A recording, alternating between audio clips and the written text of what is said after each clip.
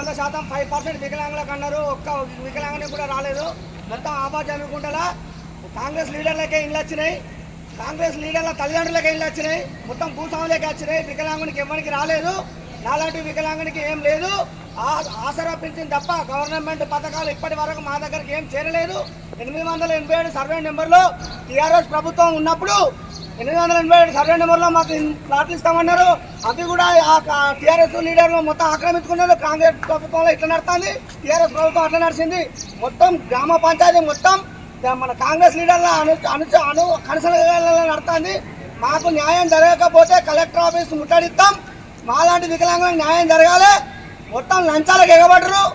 గ్రామ పంచాయతీ మొత్తం లంచాలకు బానిసలు అయిపోయారు. న్యాయం పేదవాడికి న్యాయం అసలే జరుగుతలేదు.